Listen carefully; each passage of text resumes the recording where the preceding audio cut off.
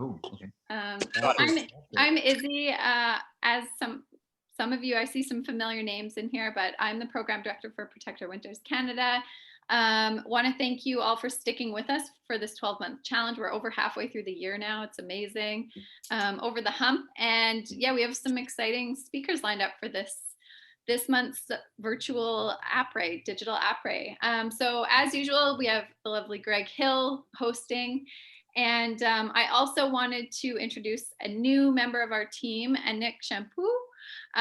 She is taking over for me at the beginning of August because I'm heading on maternity leave very shortly. So she will be kind of running the show for these calls for the rest of the year. So welcome, Anik. Thanks for being here. Busy. And yeah, I'm going to hand it over. Sorry. Going to hand it over to Greg to introduce the speakers and get the conversation going. Great, and Izzy, you'll put it so it's just the three of us in the window. Oh yeah, I can do that. Awesome. How's everyone doing so far in this month? Getting hot? We're good. Is that climate change? We all wonder. Probably is. So yeah, today we're talking with two very interesting people. We got Andy and Yoann, and they're both kind of doing community cleanups, but on different levels, and well, absolutely different levels than any of us, I imagine, are starting to. But personally, I was just in Lake Louise, and I was out there to climb, and I parked my car in Lake Louise, and Yoann was just mentioning that it's like another beautiful place that's known for its fresh air and everything. And I backed my car up, and right behind my car in the parking lot is more garbage than you could fit in a small Ziploc bag, like just right behind my car. And then you start looking everywhere, and I picked some of that up, but I don't quite have my system dialed, so I'm curious to hear these guys' systems. But all of a sudden, I'm like, well, where do you even start to clean this stuff up? So start off here to introduce himself, but he's the founder of A Million Bottle Pledge. And since 2013, he's been running across our country, cleaning up our country for us. So Andy, you want to give us a little elevator chat introduction of yourself here?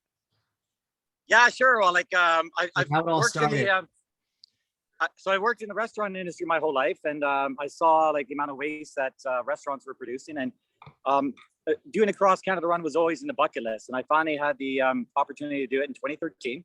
So I went from Tofino all the way to St. John's, Newfoundland, and the litter on the side of the road bothered me, so I would clean it up. And then I realized I'm going to clean up one side of the highway. So I cleaned up probably about 10,000 bottles and cans and coffee cups and everything from that one side of the road, Trans-Canada Highway. And then I did the return trip back to clean up the other side of the road from East Coast to West Coast. And I realized that this is my happy place out here. So I found a system where I can work and save money in the fall and the winter. And then every spring and summer, get out there on the highways and clean up again. And the idea between the Million Bottle Pledge is I hope to do this for another 50 years or so, until I've cleaned up 1 million bottles, cans, coffee cups, etc., from our roads, trails, and parks. Crazy.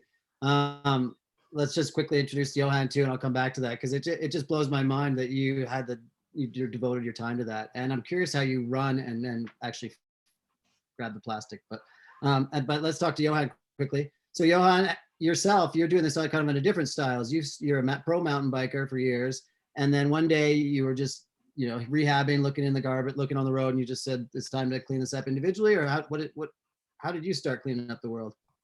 Well, as when you're a professional mountain biker or professional athlete, you travel a lot, and I always felt that there was a big imbalance with the things that I was doing for my sport. And traveling, when you travel, you eat a lot of kind of junk food and stuff, and it never really aligned with my values in some ways.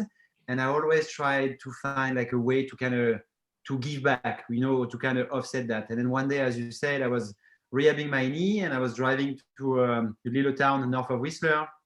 And then the guy in front of me just tossed his plastic cup out of his window. And he made me so mad. I was so angry at this guy. And for the next half an hour, I was driving, and I was just upset at this guy. And then I just parked my car, just ready to go for a little cruise. And I just it popped into my head, and I was like, oh my God, but this is what we do these days. We just point the finger at people for the things that they don't do, but we don't really take action ourselves. And I was like, well, you know what? I actually have quite a bit of time right now in my hands, and I can do something about it. So on my way back, I was starting to look on the side of the road, and I actually realized there was so much garbage on the side of the road, and it was kind of mind blowing. So that night, I posted something on social media, and I have a lot of followers on social media, and I was like, tomorrow morning we're gonna meet up 9 a.m. and let's clean this whole part of the highway. And the next day, 9 a.m., I show up, and only one person showed up. So we're like, you know what? We don't care. We're just gonna do it. And we picked up garbage bag, gloves, and in 4 hours we picked up 350 kilos of garbage in 1.5 kilometer. And that's actually one segment of the highway that Andy did a couple of times now. He knows this part of the highway, and it was kind of really upsetting in some ways, and also really kind of encouraging in another way, thinking that two people can do such a big work, little effort, we can really do that. And it was really, really cool to see that. And the next week we organized another one, and then 4 people showed up. And then the next week we organized another one, and then 12 people showed up. And then the next week we organized another one, and then 40 people showed up. And then the movement kept growing and growing to the point that we basically clean up the highway from north of Whistler to south of Whistler. It's like a 10-kilometer stretch, and we cleaned up everything. And it was 4 tons of garbage that we picked up in like maybe 1 week. So that really shows that as little as we are, if we really do a little bit of work, we can really change things. And then really, Andy. Yeah, we'll go on to Andy, but that's sorry, guys. That's exactly what Andy's doing. Is he is this one individual that is changing the world, and he's really putting a lot of effort into it. And Andy, how are you? So back to what I was saying is, how are you even picking up this garbage while you're running? How many kilometers? It's good that you caught me today, because I'm actually working today, as I call it. You're doing it and today. So I'm going to try and show you through the video here. This is my chariot, my baby jogger that I run with. Oh, of course. And I don't know if it's showing up, but I have extended like hockey sticks off the sides, and I have a bag on each side, kind of hanging off the hockey sticks. One side for bottles and cans, and the other side for assorted other garbage and whatnot. And I just run along and clean up as much as I can, and take it to the next roadside bin, rest area, scenic lookout, you name it, and I'll unload there. And sometimes if I'm not, especially on the Sea to Sky Highway here, if there's if it's too far in between bins and I get overloaded, I make what I call a roadside deposit, somewhere where it's safe to pull over. I'll leave a bag full of garbage, or car parts, or recycling, or whatever else might be there. Leave it there, and I'll either post it on social media or call it into Miller Capilano Highway Services, who have been great, like kind of following me, and if I call them and say, hey, I had to leave a bunch of stuff here, they'll come by and pick it within the next day. And then are you picking them up with any clip, or just your bare hands? You're just going for it? Well, I have I have one of those garbage claw picker upper things I use. I've found that it's I started because of COVID, because friends and family were like, hey, you shouldn't be picking up balls and cans because you could catch COVID from that. But so I started doing that with the little picker upper thing, the claw as I call it, and it is easier on the back as well, so I don't have to bend over and pick things up all the time. But that's one of the things that's holding me back. Or the other day in Lake Louise, is I looked at it, and a bunch of the stuff I didn't even want to touch because I didn't.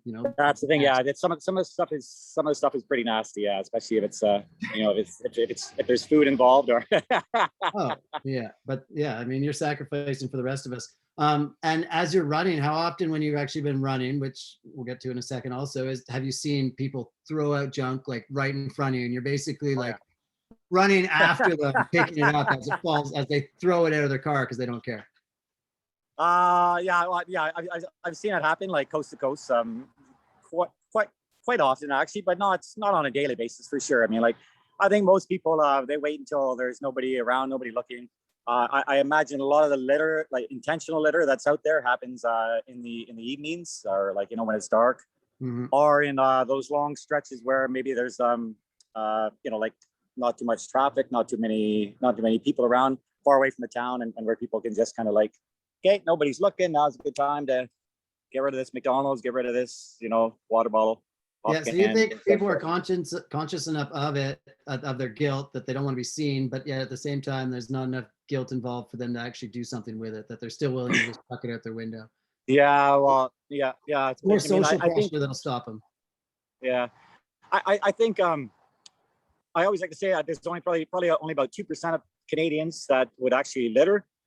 But I think I remember like looking it up one time, and there are like 20 million driver's licenses in Canada right now. So 2% of that is still a lot of people throwing crap out their window on a daily basis. So, but you're right. Yeah, some of them probably don't care. But at the same time, I don't think they're going to do it at a busy intersection when there's lots of people around, because that could be an unmarked police car or something, and then they could get busted doing that. But yeah, I think it happens a lot, behind the scenes, and yeah, sure, I'm sure like other people watching right now have probably seen it happen as well. They've probably been driving down the highway and seen something go flying out of a car going in the other direction. They might be like, did they just do that? What? Yeah.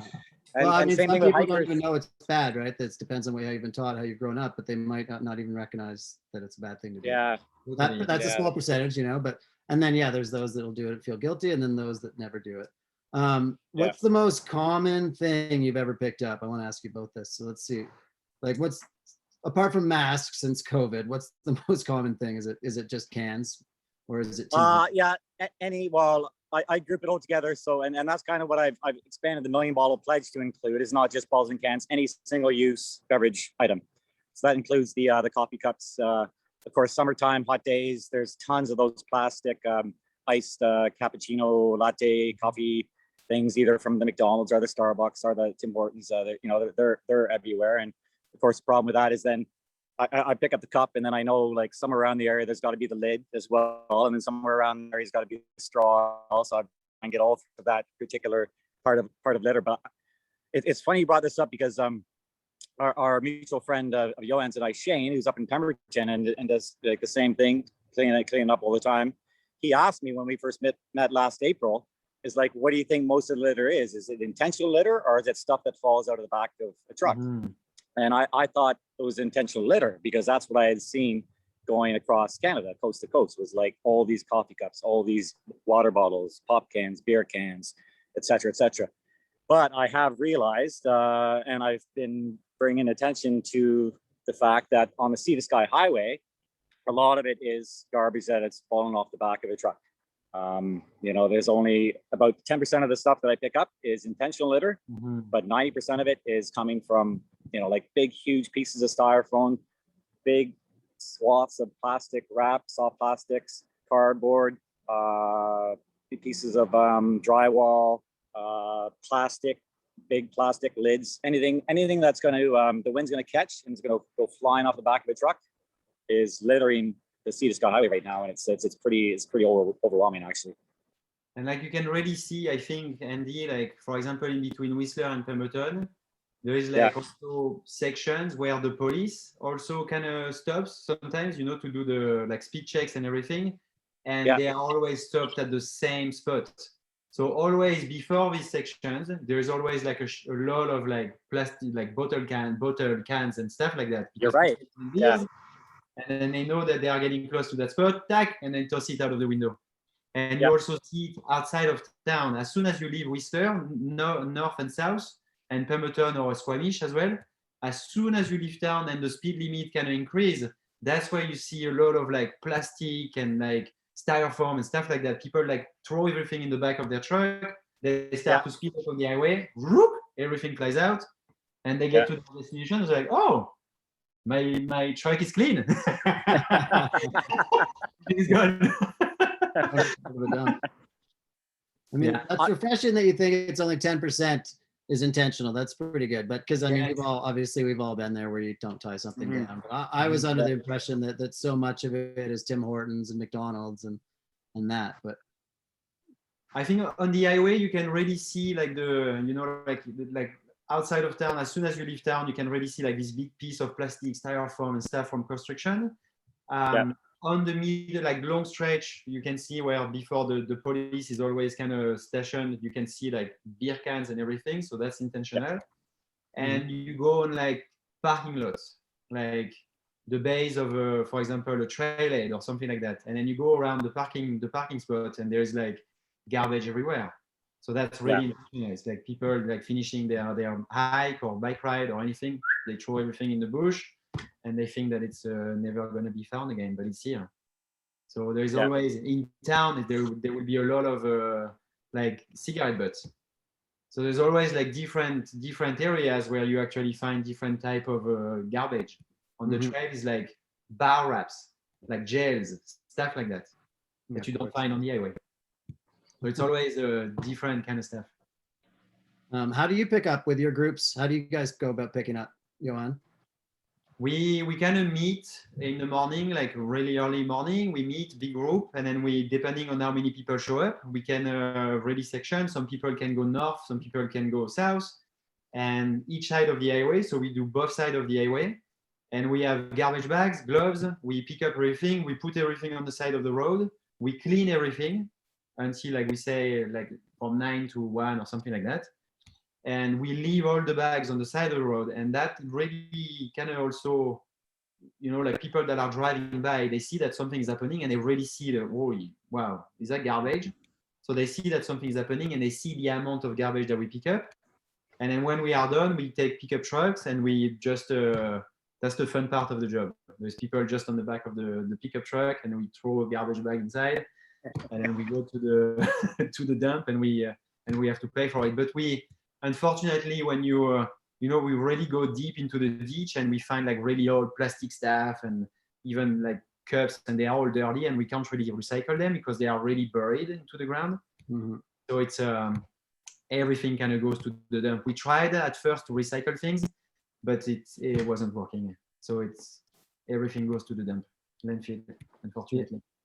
That's crazy. And that's Andy. Like I was making the joke before when I read about your 1 million bottle pledge. The first thing I thought, I said this to you before, was like, oh, 1 million bottles, 10 cents refund on each. That's 100 grand.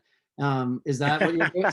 Is that what you're doing with all your bottles, or what actually happens to all the bottles you're picking up as you run along? Well, on the first Canada trip, my main goal was just to get it off the side of the road and recycle it properly. So I would just go to the next gas station or restaurant or whatever and be like, if they had a recycling bin, I just toss it in there. And then I got to thinking, like, a lot of small towns, communities, the schools or the sports teams or whoever, they might have a bottle drive to raise funds for a certain thing. So then I got to this point where same thing, I would stop at the first gas station or restaurant when I came to the next town. I'd be like, hey, I just cleaned up 100, 200 bottles of cans. So that's $10, $20. Is there anybody that I can just donate this to, because just to get rid of it, to unload, so I can continue on and clean up the next section of the highway? And then like 9 times out of 10, people would be like, oh yeah, there's the Boy Scouts are having a bottle drive, or the school soccer team is having a bottle drive. And so they would take them off my hands, and then they would be like, oh my God, can we like buy you coffee? Can we, can we get you a cold beverage or something to thank you for this? So that kind of balances out that way. Rarely do I ever get the chance to actually make it to a depot.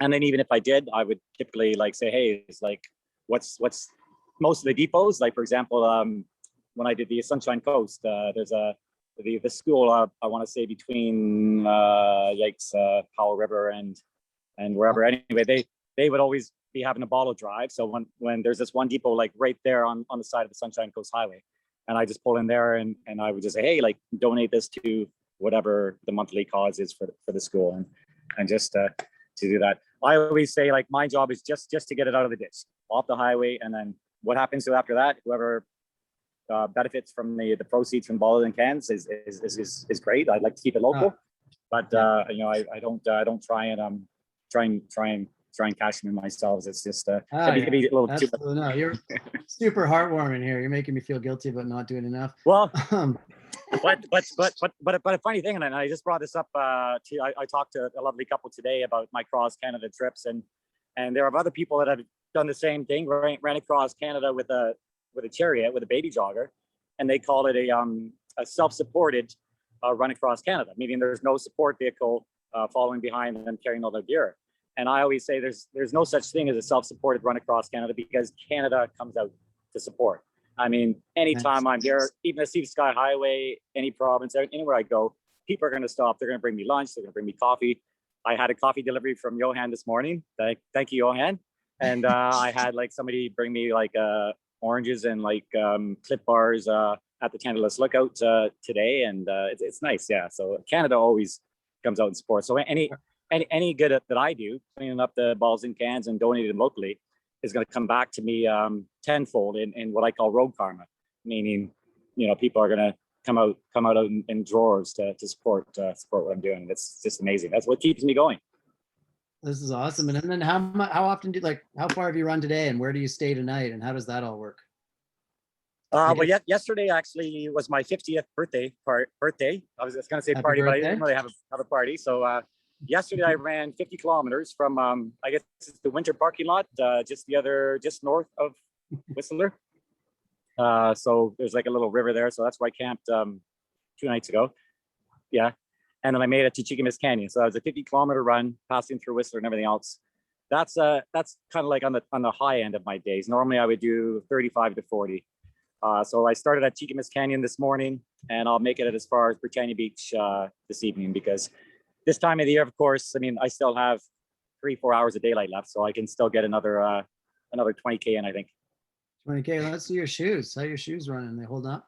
They're getting a little worn, but what I always do is I travel with 2 pairs of shoes and I alternate. So I have a couple brands that just happen to work for me. That's not sponsored for anything, but I have a Nike Air Pegasus and then the Asics Gel Cumulus. They just fit my feet perfectly, so they work well. So I ran 50K with the Asics yesterday. I'll do 40K with the Nikes today, and it was a shoe store manager that told me this years ago. I thought maybe they were just trying to like sell me more shoes, but it does make sense. Your shoes need a day off, especially if you're running on pavement, time, day in and day out, 40, 50K, you know, the cushioning gets all compressed. So if you give your shoes a day off, it gives them the cushioning kind of like bounces back to life. Yeah. And then you're less likely to get injured. So don't take a day off. A little thinking to run 20 more K after this phone call. Yeah, but this is a nice little break, and I love, and Yoann knows this. I love whenever anybody stops roadside and I get a chance to talk about what I'm doing and what drives me. It just kind of re-energizes me, and I know after this chat, after this Zoom, I'm gonna feel fresh again, and I'll do this 20K in no time. That's the beautiful thing with Andy, is that, you know, he does this thing. He runs like 50K a day, like, which is is completely insane. Like every day, and picking up garbage. So he runs like 50K like on the road, but he's also, you have to count like all the time, like he goes in the ditch and then comes out. And then so he adds another probably 10 or who knows. Like when we ran from Pemberton to Whistler last year, and it's. That's the thing. That's why I love having my Garmin, because like Google Maps might say from this point to this point is 35 kilometers, but when your Garmin actually tells you like all the time you're going down 10 meters here to get that, 20 meters over there to get that, then it adds up to a lot more than what Google says. So my first 2 cross Canada trips, I just went by Google Maps, so I probably didn't do myself justice as far as how many kilometers I ran on those first 2 trips, because the Garmin watch every inch, every centimeter. So what are the numbers now? How many kilometers have you run now since 2013, helping pick up after the rest of us? I want to say I keep everything up to date in a Excel program in my phone, and I want to say I'm about over 30,000 kilometers and 140,000 bottles and cans. So I have a long way to go to get to the million bottle pledge, but Yoann and I have talked about like ideas to do that, is like to have next time as I pass through towns, especially when I'm going through across Canada, I can say I'll reach out to say Winnipeg, to the Winnipeg running group, to the Winnipeg Community Center, to the Winnipeg schools, and I'll be like, hey, I'm gonna be running through your town on September 30th, 2022. Let's get as many people as we can cleaning up all over Winnipeg, and whatever is cleaned up that day, whether it be anywhere near the highway, parks, trails, anywhere around the city that's cleaned up on the day that I run through. If the whole city cleans up 10,000 bottles and cans that day, then I'll add that to total. So I should be able to ramp it up and reach 1 million faster than I can do it on my own. Yeah, because I was looking at the math here, and that's a couple 100,000 kilometers. So it's a pretty massive. Yeah, I would take. Well, I joked around about how when I reached 100,000 was I want to say fall of 2019. I was in New Brunswick, and I was like, okay, here we go. It was a can of Bud Light, and here's my 100,000th can. And at this rate, I should reach 1 million by the time I'm 103 years old. Yeah. But Yoann and I came up with an idea where maybe we can get that number. Yeah, we can do it collectively and reach that number a little bit sooner. And I think that's what. Yeah, absolutely. It's inspiring because you have been doing so much, but Johann's working with groups, and I think that's impressive. Yoann, what are the rest of your plans? Yoann, are you going to try to get certain days of the month? I think that for me, and what's really important here in like living in Whistler and the community that we have, like fall and spring garbage pickups are basically the most important. Fall is super important because just before the snow falls, and what we've seen with Shane when we did the first one in 2019, the first movement, is that there was a lot of garbage everywhere. We picked up a lot, and the snow falls on top of that, and basically everything with the cold, everything kind of cracks, the plastic cracks, and then in the spring when the snow melts, all these like little fragments of plastic, they go into the ground and they go in the soil, and basically they get buried. Also the wildlife kind of eats that as well when the snow melts. Mm-hmm. And when like the snow plows and everything on the road, there's actually a lot of garbage that's being thrown in the winter that you don't see because it's full of snow, and then it snows and then it's covered and stuff. And in the spring, there is so much garbage. And this year, that was really shocking this year, like during the pandemic. As soon as the snow was melting, there was so much garbage on the side of the road in between Squamish and Pemberton. It was really shocking. And that's when I was like, okay, we need to organize another movement. And I reached out to Andy, and Andy was like, okay, I'm gonna it was around Earth Day, like around April 22nd or something like that.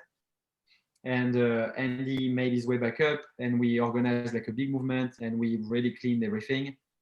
But wildlife is waking up when the snow is melting. They eat all this kind of plastic and easy food and everything. And you see that sometimes you see like piece of plastic that has been kind of be eaten by up. Yeah. And that's kind of doesn't really feel good when you see this kind of stuff. So I say for me, spring and fall are really important, and really organizing big group, like massive group garbage cleanup in Pemberton, Whistler, and Squamish. Squamish is a bit harder, so we need to find like someone who has like the dynamic and the will to do it. But we're gonna get there because Pemby is good, Whistler is good. Now we need to find Squamish. Yeah. And then maybe one day we're gonna have like big groups, like big enough, so we can clean everything, all the highway in like just one day. Yeah, let's hear that theory. You did the math quickly, and what was the math? You figured out how we could all do it. So it was. I need to go back into the stats that we did with Shane. That so basically that first day we picked up 350 kilos of garbage in like 1.5 kilometer in 4 hours, I think it was, and we're like, well, let's say Whistler is considered as a clean place in the world. The sea to sky corridor, but there's some places where there's less people, some places where there's more people, more garbage. So we were like, okay, that's an average. And we kind of checked how many kilometers roadside there is in the world, and it was like 64 million or something like that kilometers roadside. And we did some maths with the amount of garbage that we picked up, and we were like, there's probably like 7 or 8 billion kilos of garbage roadside in the world, which is kilo per person. It's the same amount of people that we are in the world, roughly. And we're like, what about if these 7.5 billion people right now at the same time decide to pick up garbage right now on the side of the road?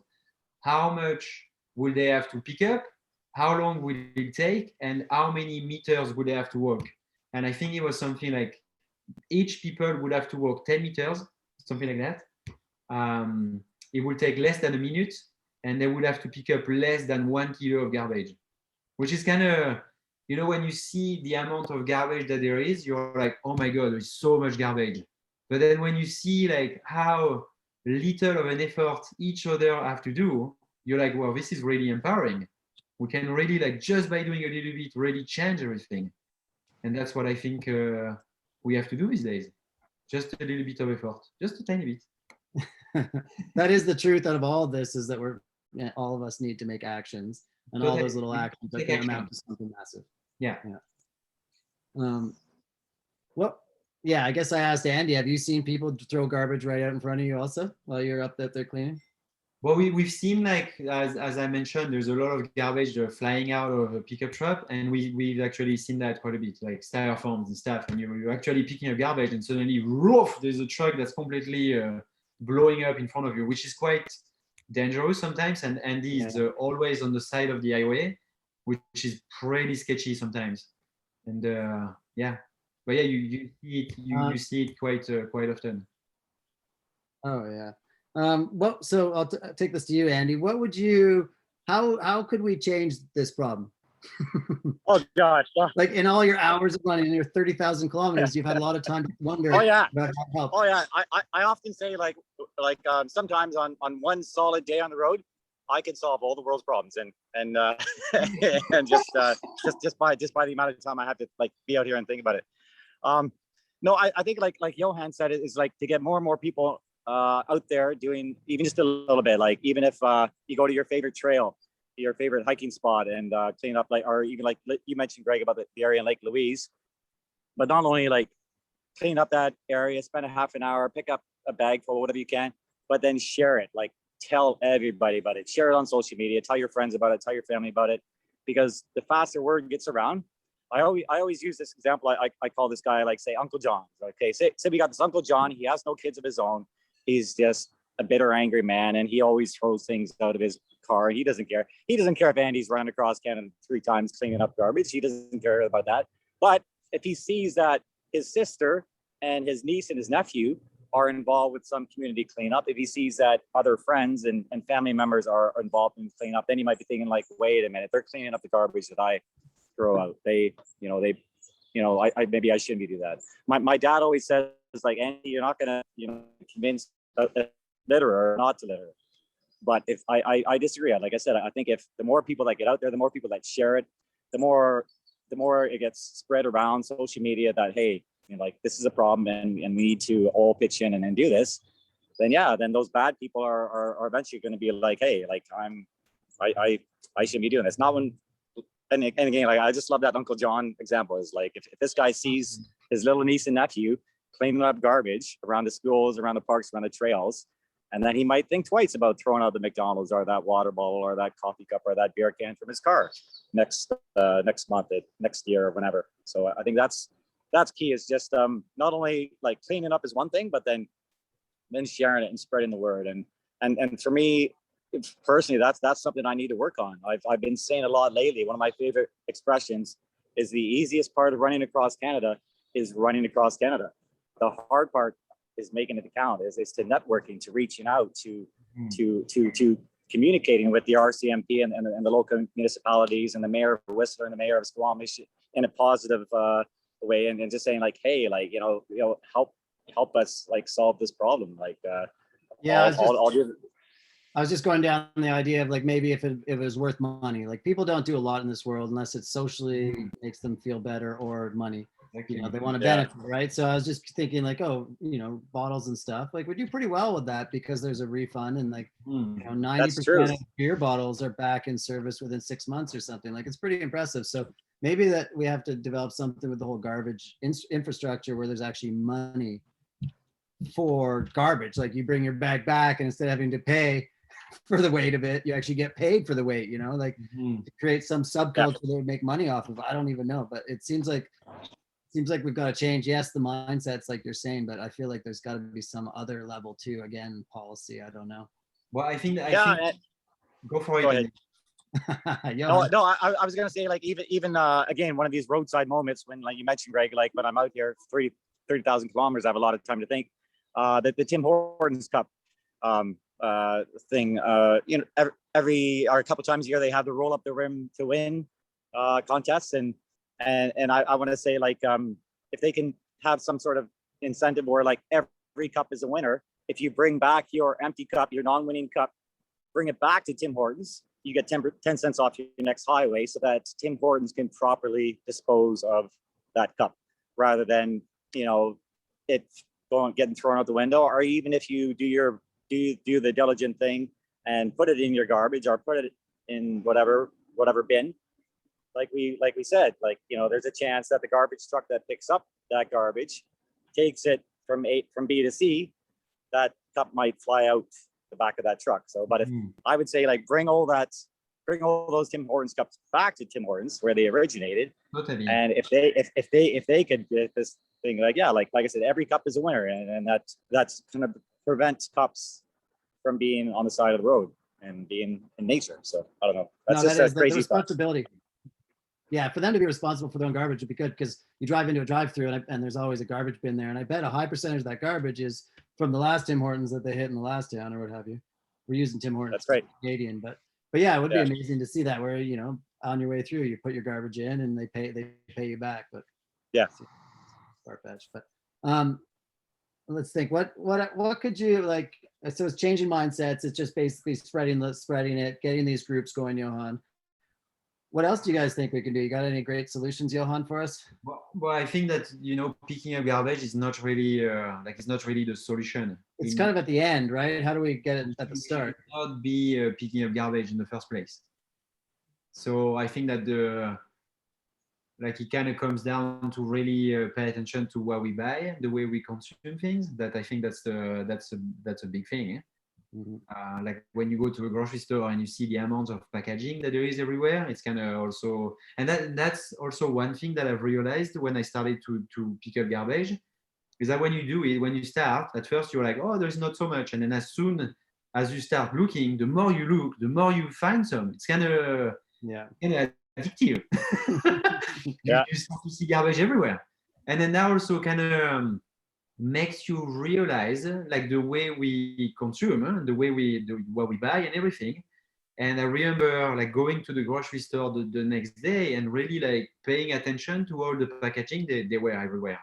Oh, yeah. That's something that I've never done that before. And that really just doing this action made me really take, being conscious of the things that I was going to buy. Mm-hmm. So buying fresh food, veggies, and all this kind of stuff that's out of the packaging, first of all, it's really healthy, and you really need that. But then everything that's processed and everything, that's what basically comes in big packaging, and one package in another package in another package, and that's the things that why, really why. Mm-hmm. And again, if we stop buying this kind of stuff, well, the industry is going to stop making it. It's as simple as that. Yeah. So I think that the first thing, sometimes we always, and the same thing, we blame the government, we blame the industry, but then the change has to come from us. If we don't buy these products, then they are not going to make them anymore. Mm-hmm. Kind of. Yeah. Makes a lot of sense. I mean, we're just all hoping for some plankton to be able to solve the plastic issue. The problem is plastic's too good. And I'm thinking we'll drop into a couple of questions here. And one of the first questions is this is kind of weird, I think, because what's a good garbage picker upper? And the problem is you got to buy some plastic thing to pick up all this garbage. But what is the best picker upper that people can get? Because the nail on the end of a stick is a little old school. I don't know if that works anymore. You probably want one of those. I go by hand. With gloves. Well, if you really go deep, and then Andy can say the same. You go. You gotta get in there. You go with your hands. Yeah. At some point you're gonna pick up some big stuff, and it's stuff berries, and you really have to go in it. And it's a dirty job. Huh? You saw a little peak and stuff. It doesn't. I know. Sometimes I come back home and I'm covered of shit. But anyways, so yeah. But for Andy, I think you have a little. Yeah, a little claw. I call it. Pick her up. I'll take you over to my cart and show you. And the one I have now, it's a good quality one. It's a metal one, and I'll show use us your house. Yeah, let's see it. Show us your house, Andy. But I also have the mesh bags. So I try and make these mesh bags last as long as I can. So I can pick up I don't know how many hundreds of pounds of garbage with these mesh bags, and then dump the mesh bags into the next roadside bin I come to. same with the recycling. And but I'm also, of course, while cleaning up the highway, I'm gonna find garbage bags. I'm gonna find the big reusable shopping bags, and I'll just reuse them, repurpose them as what I'm doing. But I don't know if Andy said that, but Andy is completely self-sufficient. Huh? So he doesn't have like a car driving behind him with like food and his like, little camper. He basically does it on his own. So he's pushing his chariot. his whole and house. he has everything inside. Yeah, that's what I live off of. Yeah, it's, when I need to pick up and move somewhere, I don't have to call a moving truck. I just push it in my cart and go to the next town. But that's a good point about how like even picking up garbage. Like some people used to say, like they'll go plogging and they'll take a plastic bag but then they feel bad about that plastic bag. So I would recommend, like, you can buy mesh bags, like that you buy them at the grocery or sorry at the dollar store or any store where you can, in the laundry section. So I guess they're meant to hold a bag of laundry or to even wash some clothes in the laundry. You can use there's reusable mesh produce bags as well. Like that's like a little bit smaller, but you can use those if you just go out and clean up your neighborhood, and then just rinse mine in the river, or you can take them home and wash them, and you can probably get a lot of life out of these mesh bags before they fall apart on you and you have to replace them. This is pretty wild. Does anybody in the audience here have any questions for these incredible men while we've got them on the line here? Yeah, I know, just having talked to you guys, and this is the thing we're supposed to do this month, so I've been picking up a little bit, but I definitely know that tomorrow I'm going to pick up a lot more. And a part of my thing has been this, like, oh, I don't want to touch that gross thing, but I mean, whatever, I'm just going to go for it. Our pair of gardening gloves, like I have. Yeah, exactly. I have gardening gloves, our work gloves, and they get pretty dirty after a while. But same thing. I make them last and as long as they can. And like when people first see me on the side of the road, they may not want to give me a hug until I take my gloves off and change my shirt. But we'll do a quick hello or a little elbow pump, COVID style. But Yoann and I hug all the time anyway, because we're dirty. We don't care. So if people want to keep following you, Andy, and learn more about this, they just millionbottlepledge.com or .ca. Well, yeah, social media, Million Bottle Pledge, either on Facebook or Instagram. Perfect. Is what I mainly do, and again, like I said, like the easiest part for me is the running, but it's something I am trying to do more of in future trips, future years is to maybe start a blog, maybe put more effort into like a website and things like that. But what you've been doing. Travis has got a question for you, Andy.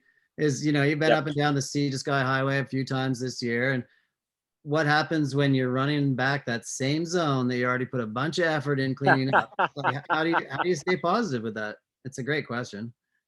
Well, that is a great question, and if you look back far enough in my Instagram and Facebook posts, it's not always positive. There are some I call them litter rants. There are some days when I just like and I had a moment where I almost did it today here in Squamish. But let's just say there's well, I'll just go out and say it. There's a couple areas on the Sea to Sky Highway. One is the area from Brackendale to Alice Lake, that stretch. Another area is Whistler, just south of Whistler, from Function Junction to Larry's Lookout. Those are the areas where you have like I guess the garbage dump or the landfill is around there. So that's where you get a lot of truck traffic, garbage truck traffic and construction trucks, whatever else, driving to the dump. High speeds, again, leaving town, high speeds, and then that's where things are going to blow out. So I've been up every month the last 4 months, and those are always the worst areas. And I can have a positive day and be smiling and happy and great, and like today, and I had a couple great roadside visits at Tantalus Lookout and stuff, and then I get to that section, Brackendale to Alice Lake, and I'm like ranting and raving and frustrated again. It's tough, but again, that's where like trying to communicate with the municipalities, with the mayor of Whistler, with the mayor of Squamish, with the RCMP, and just like on a positive way and letting them know. And one thing I really want to say really quickly is moving forward again and coming up with positive solutions. You know how there's the Adopt a Highway program where you'll see the signs. It's like this Lions Club or this company adopted this section of highway. I really would like to see either GFL or the Whistler Municipality, Whistler City Council adopt the section of highway from Function Junction to Larry's Lookout. It's a 4-kilometer stretch. And if they adopted that section of highway, and if they went out and cleaned that section of highway once a month, and if they've seen what I've seen and what Yoann has seen, and if they had to clean it up every month, I think something would be done about that unsecured workload thing quickly, because they would be like, wow, or we don't want to do this every month, is what they would say. And same thing, I would say the same thing to the mayor of Squamish or to the RCMP in Squamish. I would say, can you please go for a walk between Alice Lake and Brackendale one day and just look in the ditch and see what's there? And I think if they did that, then changes would be made very, very quickly. Yeah. But it's people like you guys that are giving us hope and humanity. So, and Yoann, what about your movements? How, if anybody wants to learn what you're doing and is living in the Whistler area, what have you, can they? Well, sometimes I just follow Andy. When Yeah. I'm gonna run with you. Yeah. I actually did my first marathon ever. I did it with Andy, and I ran from basically Lillooet Lake all the way to Whistler. Oh wait.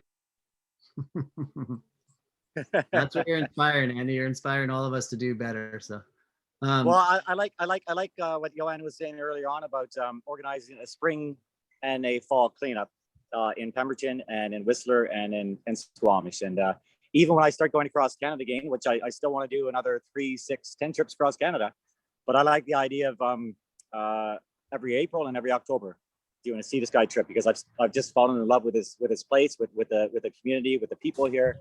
I mean, when I run 40 kilometers, I'm going to get like 400 friendly honks and waves. Yeah. So it's pretty amazing. Awesome. Yoann, do you have any? And Johann's doing it for his kids. I mean, that's what happens with a lot of us too, is we look at our kids and we're like, what can we do to make the world better? But Exactly, yeah. do you have any wise words, Yoann, to finish off here?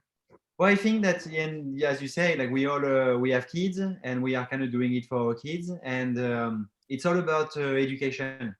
So if you really show that to the world, and as Andy said, like we really like you can do it, and some people say, well, why do you do that, and why do you post it on social media?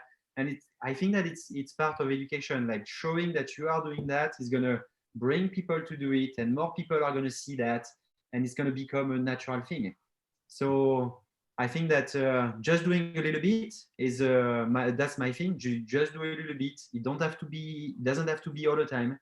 It can just be sometimes. Life kind of goes through waves, and so you just have to ride the waves, surf it. And sometimes you're gonna feel the energy. You're gonna go a little bit deeper. You're gonna do it a little bit harder, and that you're gonna have to. Yeah, it's good. So yeah, let's do a little bit more, all of us, and we can accomplish really great things. I think that's a perfect one to finish on. Thanks, you guys. Thanks everybody else for joining. Get your reflections in for this month, and let's all go pick up some garbage. You guys have inspired me, and I'm going to post something tomorrow after I've cleaned up also. Thanks. Thank you so much. Let's do it. Seriously. Thanks, guys. Keep going.